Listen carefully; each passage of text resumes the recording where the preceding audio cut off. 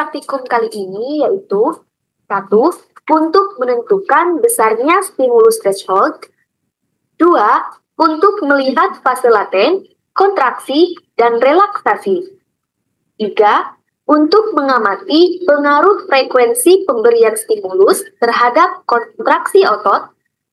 4.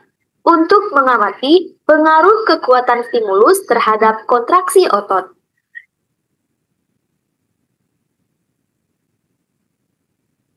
Alat dan bahan yang digunakan pada praktikum kali ini yaitu alat bedah, bak parafin, kapas, tisu, pipet tetes, jarum, rangkaian listrik, alkohol, CaCl2, ringer laktat, dan kloroform. Prosedur kerja. 1. Tatak dibius menggunakan kloroform, kemudian dikuliti pada bagian femur hingga tibia.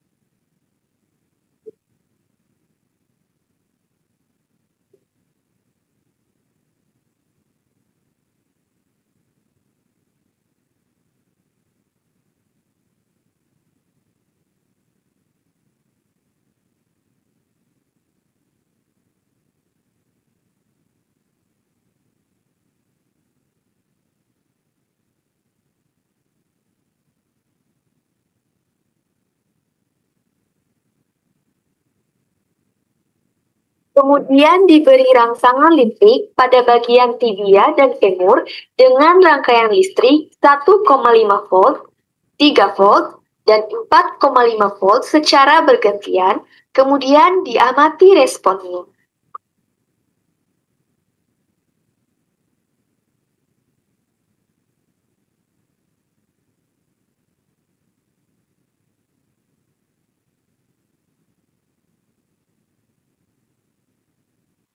Setiap perlakuan, femur dan tibia diistirahatkan 2 menit dan ditetesi ringer laktat agar kembali stabil.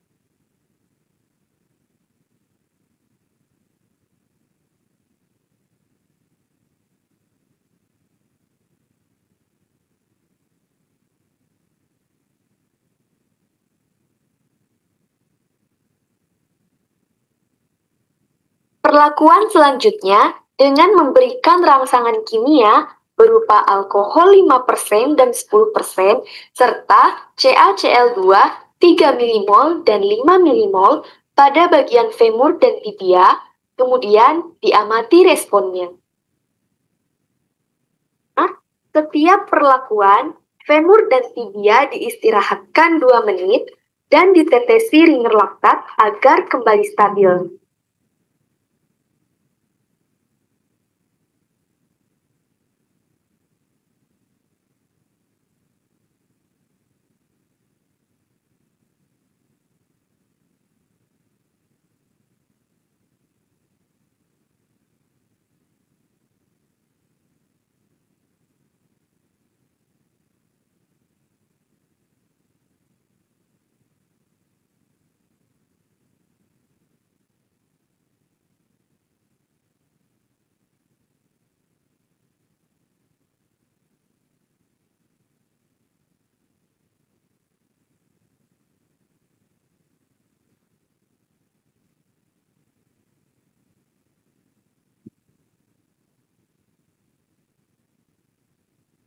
Ini untuk kontraksi otot, tapi dia tidak menggunakan kimograf ya. Jadi kimograf itu kan alat yang digunakan untuk melihat besarnya kontraksi dari otot rangka yang ditimbulkan akibat suatu rangsangan. Jadi tadi sama ya, kalau untuk tujuan penelitian atau praktikumnya ini adalah yang pertama adalah untuk mengetahui apakah ada terjadi kontraksi dari otot, kemudian pada saat dilakukan kontraksi dari otot itu, apakah dia langsung terjadi kontraksi dengan berbagai rangsangan dan berbagai besaran kontraksi, misalnya dengan rangsangan kimia atau dengan rangsangan listrik, itu berapa besarnya yang mulai terjadi kontraksi. Kemudian berikutnya adalah untuk mengetahui efeknya apabila terjadi kontraksi, apakah juga nanti diikuti oleh periode relaksasi. Kemudian kalau dilakukan rangsangan secara berulang itu bagaimana kekuatan dari kontraksinya, dan nanti respon dari kontraksi otot itu seperti apa. Apakah nanti bisa terjadi kontraksi yang sifatnya sumasi, kemudian tetanus incomplete, tetani, dan kelelahan. Nah, alat yang dibutuhkan sama ya. Kemudian kemarin kita menggunakan kataknya katak buffalo ya, seperti itu. Kalau katak yang kita gunakan kemarin itu katak sawah. Jadi ekstremitasnya ototnya kurang besar ya. Jadi kalau katak buffalo itu memang ukurannya juga lebih besar, kemudian warnanya hijau, dan biasanya yang dikonsumsi oleh orang-orang Cina ya, sukanya itu suike itu loh. Jadi itu yang diambil itu sebenarnya itu, jadi gastrocnemiusnya, sehingga lebih kelihatan ya, karena kita menggunakan kimograf. Kalau praktikum ini kan tidak.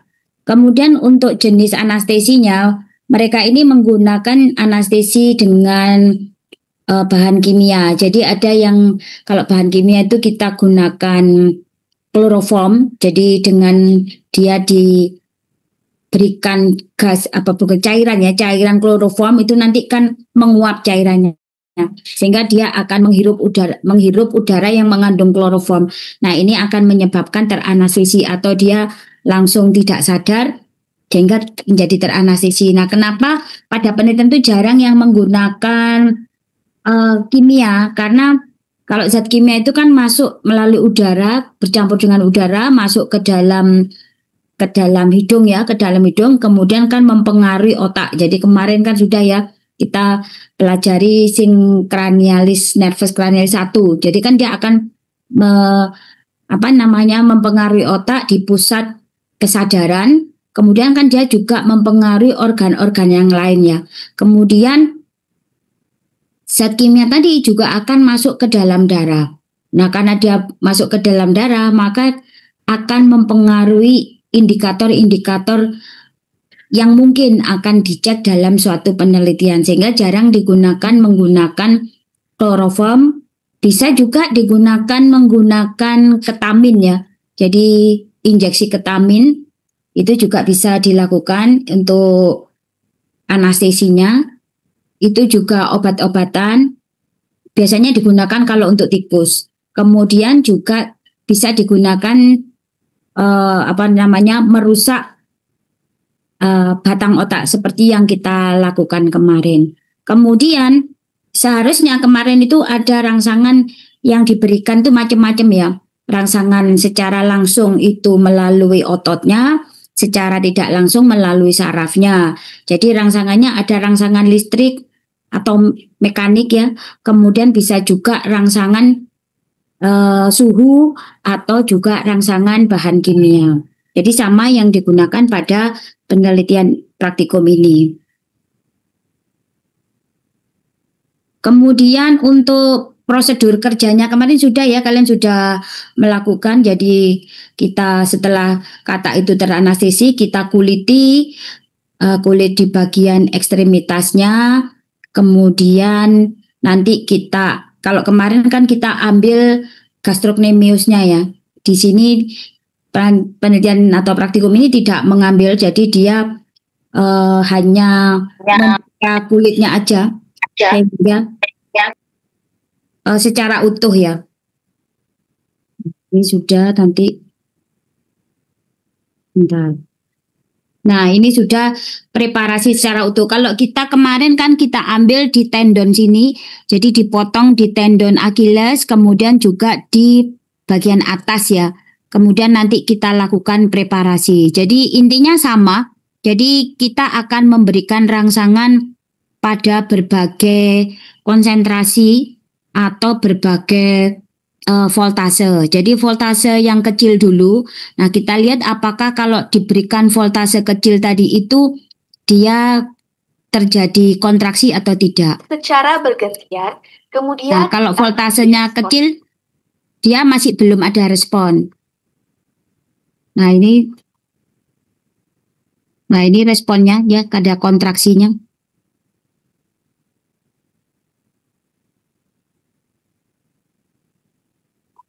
Setiap perlakuan kemudian femur dan tibia diistirahatkan. Kalau setelah perlakuan kemudian mau mengganti dengan pemberian kontraksi yang lain, itu bisa dilakukan pencucian.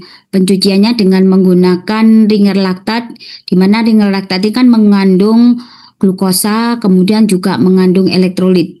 Kita tahu bahwa pada saat dia anestesi ini kan aliran darah juga akan berkurang ya, sehingga glukosa, kemudian oksigen, elektrolit itu juga akan berkurang, sehingga kita perlu tambahkan cairan tersebut.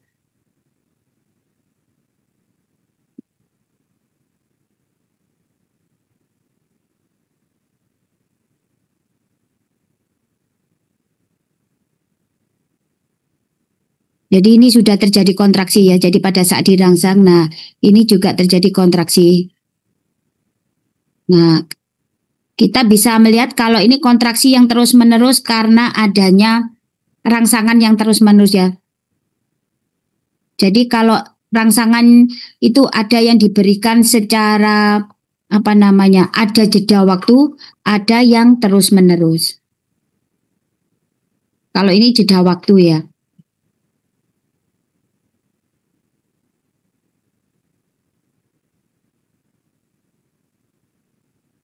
Kalau gini ini terus menerus sampai terjadi kontraksi relaksasi kontraksi relaksasi. Nah, itu adalah metode yang harus dilakukan pada saat untuk melihat kontraksi dari otot rangka. Ada pertanyaan sebelum saya stop? Kemudian amati responnya. Setiap perlakuan, femur dan tibia diistirahatkan 2 menit dan ditetesi. Belum ada. Berikutnya ini yang untuk komputasinya. Jadi supaya kalian bisa membayangkan.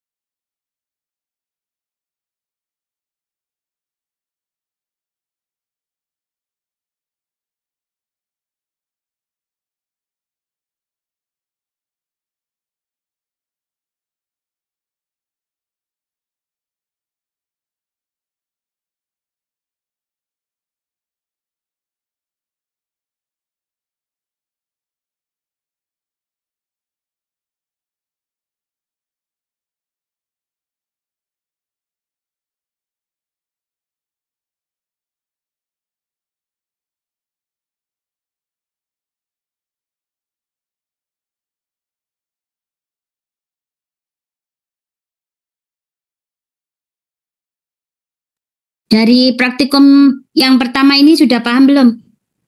Jadi ini kan otot yang sebenarnya seperti kita kemarin siapkan. Jadi ini otot dari musculus gastrocnemius, kemudian dipasang seperti ini ya. Di atas itu ada tendonnya, kemudian yang di bawah itu adalah bagian atas ya yang mengandung tulangnya kemarin itu ya. Kemudian nanti akan diberikan rangsangan secara langsung pada ototnya. Nah, rangsangan ini mulai dari 1 milivolt, 2 milivolt sampai 9. Nah, nanti akan terjadi proses kalau awal terjadinya kontraksi itu adalah disebut dengan dosis minimal terjadinya kontraksi. Kemudian nanti apabila terjadi penambahan dosis atau penambahan kekuatan voltase tetapi tidak meningkatkan kekuatan dari kontraksi, itu disebut dengan voltasi yang maksimal ya. Jadi ini tadi saya ulang ya. Nanti kalau dia diberikan rangsangan dengan voltase tertentu, nanti dia akan mulai terjadi kontraksi. Berarti kalau sudah terjadi kontraksi, berarti rangsangan tersebut sudah melampaui batas ambang rangsang minimalnya atau melampaui thresholdnya. Karena kalau tidak melampaui threshold, dia tidak akan bisa terjadi proses kontraksi. Saya ulang ya. Jadi diperhatikan nanti dosis 1, dosis 2, dosis 3 sampai dosis ke 8,5 sampai 9. Itu nanti dengan dia ditambahkan dosisnya 8,5 sampai 9 itu, dia tidak akan bertambah kekuatan kontraksinya. Dilihat di sini nanti ya. Let's run our first experiment. I'm going to increase the voltage here to about 0.5 and I'm going to stimulate. And we don't see any force generated by the muscle. I'm going to bring it up to 1. And now we do see some force generated, very small point. Berarti pada voltase setengah itu kan tidak terjadi proses kontraksi. Berarti voltase tersebut belum mencapai threshold. Tapi begitu dia diberikan 1 voltasenya, maka dia mulai terjadilah kontraksi. Nah, inilah yang disebut dengan voltase minimal yang sudah melampaui ambang batas sehingga terjadi proses kontraksi. 0.15 grams. I'm going to increase the voltage by 1 each time and see that there is an increase in voltage in the force. We're up to 3 volts now, and there's an increase. So there's a very good reason why this is happening. So we'll go up to 5, and we still continue to see a pretty good increase in the amount of force generated. Let's go to 6, to 7,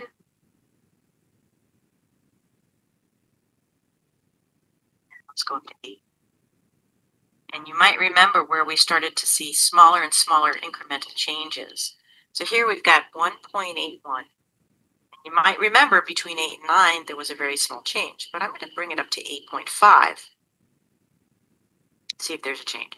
So we go from 1.81 grams to 1.82. So there's a very small change. So we're getting very close to the top of the maximal stimulus here. So let's bring it up to 9 and see if we still get a change. And now we have no change. Let's bring it back down to 8.5, and that's our maximal stimulus. And we're going to talk about why we're seeing the results that we're seeing. Let's start our next experiments here. So you'll notice that I have the maximal stimulus voltage set here at 8.5. And so we're going to stimulate this muscle. And if we see any kind of increase in force. Jadi tadi semakin kekuatannya semakin besar, itu nanti akan menimbulkan kontraksi yang besar. Tapi nanti akan mencapai maksimal. Nah, mendekati maksimal ini nanti kontraksinya itu perbedaannya menjadi semakin kecil.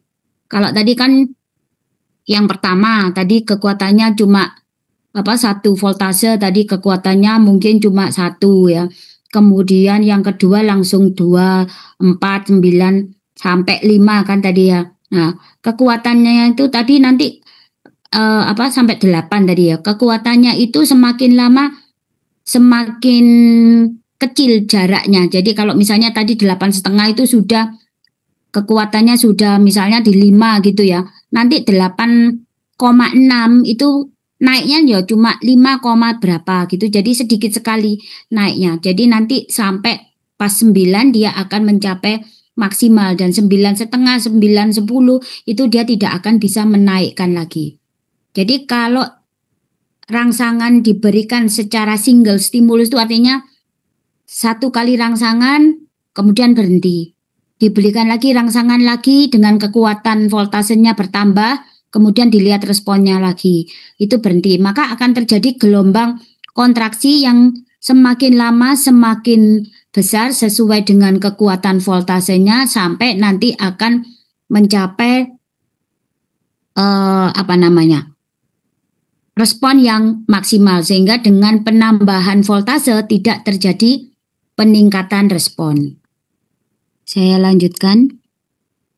While we're stimulating this muscle, we'll know it's not because of any change in voltage, but it may be from something else causing the change. So let's go ahead and stimulate it 1 time. And we'll let that come down to baseline and then stimulate it again. And you'll notice that the muscle actually generated more force. I'm going to clear that tracing. And now I'm going to stimulate the muscle, and then I'm going to stimulate it again fairly quickly before it can fully relax. Let's see what happens.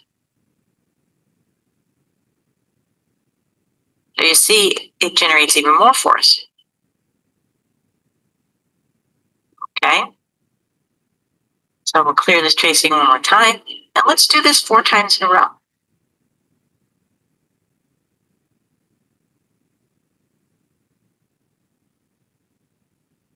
And each time the muscle is able to generate some more force. Let's talk about why that's happening. So our next experiment is going to be a little bit different. We've now set the machine, the electrical stimulator, so that we can deliver multiple stimuli quickly.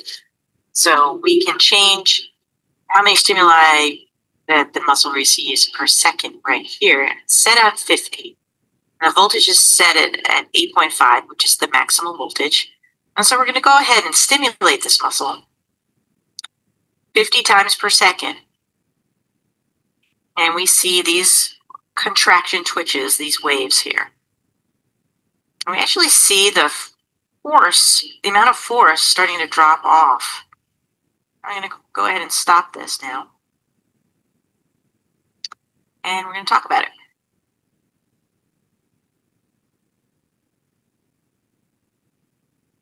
Okay, for our final experiment for today, we're going to increase the stimuli per second at 130.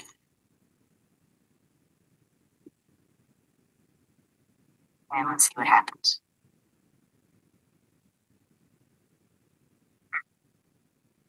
We don't see any waveform with the muscle twitch at all.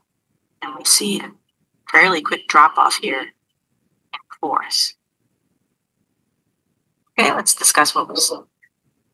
Nah, ya tadi ada 2 macam rangsangan ya. Jadi ada rangsangan yang single, ada yang multiple. Nah, kalau rangsangan itu diberikan secara single berarti 1 kali rangsangan kemudian istirahat. Diberikan lagi rangsangan terus istirahat, sehingga dalam jarak stimulusnya dalam detik itu ada jarak gitu ya. Maka nanti akan bertahap naiknya. Naiknya akan bertahap sampai timbullah rangsangan maksimal ya. Rangsangan maksimal apabila diberikan terus-menerus, rangsangan ini juga akan semakin lama semakin turun karena terjadi proses kelelahan. Nah, kalau misalnya diberikan multiple stimulus, Jadi stimulus terus-menerus tanpa ada periode relaksasi atau periode istirahat, maka dia akan langsung cepat naik ke maksimal, kemudian dia terjadi twitching ya, twitching itu kram ya, twitching itu kram, kemudian nanti kalau terus-menerus maka lama-lama kontraksinya itu akan semakin lama semakin menurun karena kekurangan ATP dan timbullah mekanisme kelelahan.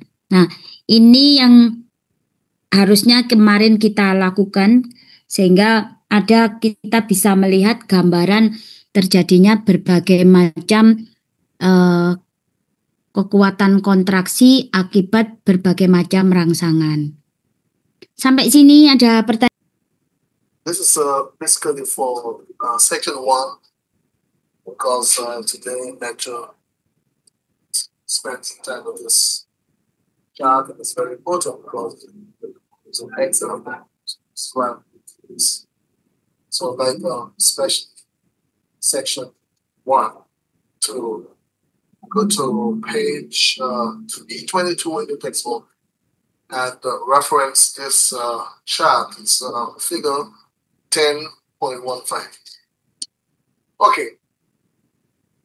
This chart is actually showing you the different kinds of reactions that a muscle would have based on the type of frequency of stimulus. First definition is a twitch. What is a twitch? A twitch is a single contraction reaction to a single stimulus. So one stimulus causes one reaction. So that's a twitch. And as we said before, the twitch has a latent period. There's a period of contraction. There's a period of relaxation and recovery. What is a wave summation? What is a wave summation? Well, imagine that there are two twitches, two stimuli coming in, one behind the other. The first stimulus causes a twitch, but as it begins to come back down, as the muscle begins to get back into relaxation, there's another stimulus behind it. So there's not enough time for the muscle to relax. So the second contraction begins before the first one is done. So it's as though the second contraction is actually riding upon the back of the first one. It's like piggybacking. So you have a summation, which means an addition of this contraction plus this contraction. Notice that the peak of the second contraction is higher than the peak of the first of one twitch over here. That's because there are two added here. The peak is higher than here. So the force of contraction is stronger here. Alright? Ya. Jadi tadi gambarnya, kalau tadi kan kalian sudah pertama lihat bagaimana proses preparasinya, kemudian bagaimana proses nanti kalau misalnya pakai kimograf. Nah, hasilnya itu kontraksinya kan seperti ini. Kalau kita memberikan satu kontraksi, satu rangsangan, ini maka akan timbul satu kontraksi atau twitching. Jadi ini adalah kontraksi, kekuatan kontraksinya kalau sekali rangsangan seperti ini. Nah, kemudian di sini kita memberikan 2 kali rangsangan, tetapi rangsangan itu diberikan sebelum dia relaksasi sempurna.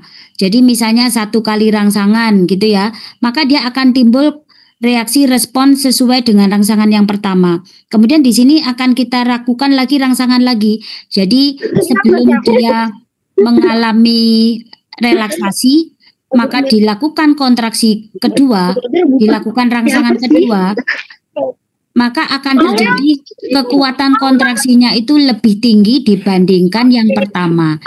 Ini yang disebut dengan summasi. Nanti kalau semakin lama kontraksinya semakin banyak, maka dia juga akan menimbulkan ini kontraksi yang semakin lama semakin kuat dengan periode relaksasinya menjadi semakin pendek. Ini namanya nanti adalah incomplete tetani. Dari siapa ini yang ngomongin? Ya, aku ada 2000 ini. Salva, tolong di-input ya.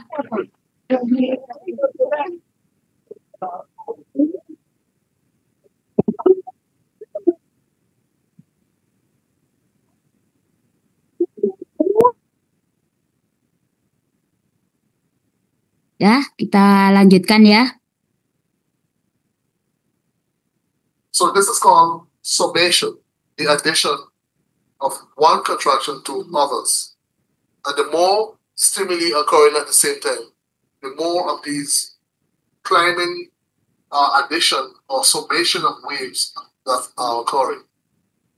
This is a condition called unfused tetanus. Unfused because you can see gaps between each of the responses, even each of the contraction responses between the stimuli, which means that the stimulus are occurring with enough time between them to allow a little bit of relaxation before the other one comes.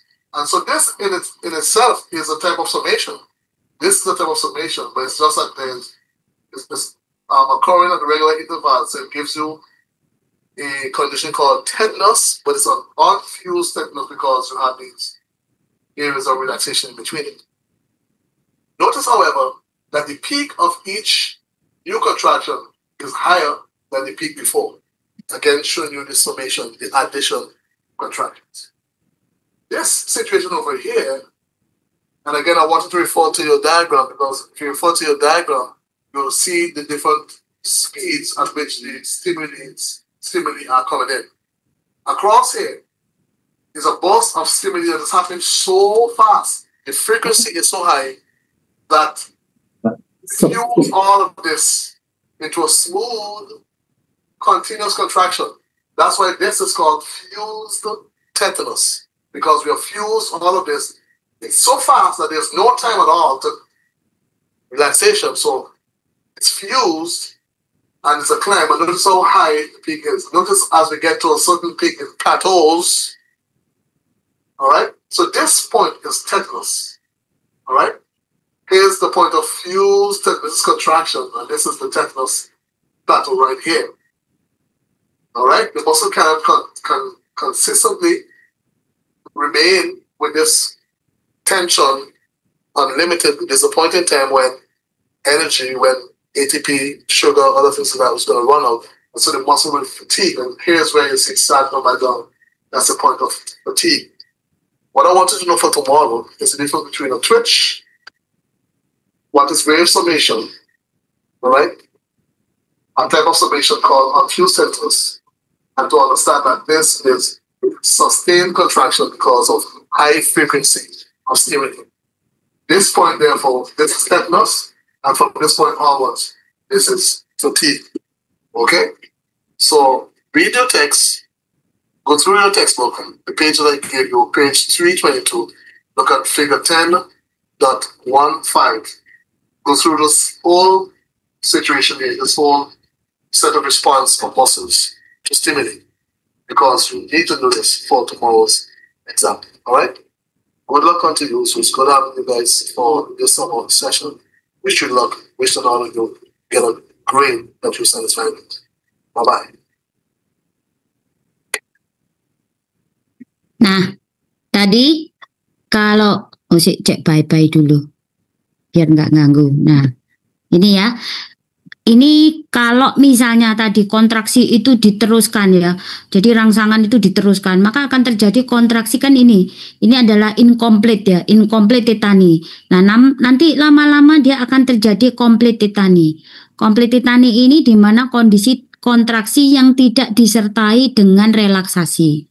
Kemudian setelah ATP berkurang, maka lama-kelamaan walaupun rangsangan itu tetap diberikan, maka dia akan mengalami kelelahan sehingga tidak ada respon. Maka grafik ini akan menurun. Nah, ini nanti yang menjadi tugas kalian. Jadi gambar ini itu yang akan kalian jelaskan. Sekarang yang pertama, mengapa terjadi single twitch tadi ya, atau terjadi kontraksi pada satu kali rangsangan. Ya, jadi nanti kalian jelaskan mekanisme terjadinya kontraksi otot. Nah, apa? mekanisme kontraksi otot. Kemudian yang kedua, faktor apa saja yang mempengaruhi kekuatan dari kontraksi otot. Nah, kenapa terjadi respon pada saat ada rangsangan? Ini yang kamu jelaskan di gambar pertama. Kemudian yang kedua, gambar kedua, apabila terjadinya rangsangan berulang, ini maka akan terjadi proses sumasi, di mana rangsangan kedua itu kekuatannya lebih tinggi dibandingkan yang pertama responnya. Nah, ini kenapa? Tadi berdasarkan mekanisme kontraksi, kemudian faktor-faktor yang berpengaruh, ini kira-kira kenapa kok bisa terjadi seperti ini? Kemudian yang ketiga, ini juga sama. Ini dengan pemberian rangsangan yang multiple dan semakin pendek frekuensi istirahatnya, ini akan menyebabkan terjadinya incomplete tetani, sehingga ada kontraksi yang semakin lama semakin kuat, tetapi periode relaksasinya menjadi semakin pendek. Ini kenapa terjadi seperti itu? Nah, kemudian kalau misalnya rangsangan itu terus-menerus diberikan, maka respon otot itu akan terjadi tetani. Ini juga mengapa bisa tetani dan mengapa bisa terjadi kelelahan sehingga respon grafiknya menurun. Ini adalah tugas kalian untuk menjelaskan berdasarkan mekanisme kontraksi dan faktor apa saja yang berpengaruh. Hanya dari dua teori ini kamu bisa menjelaskan ini. Ya, saya tunggu jawabannya kapan ya?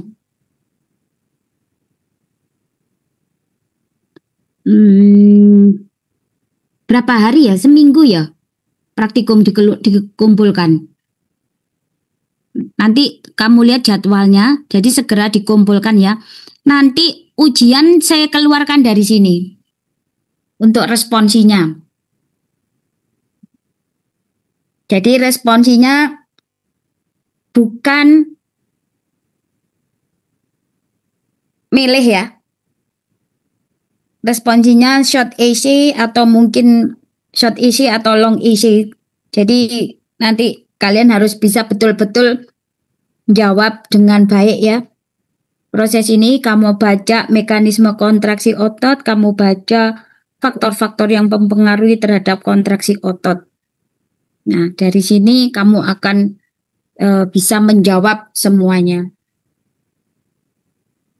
Nanti sebelum responsinya hari Rabu ya?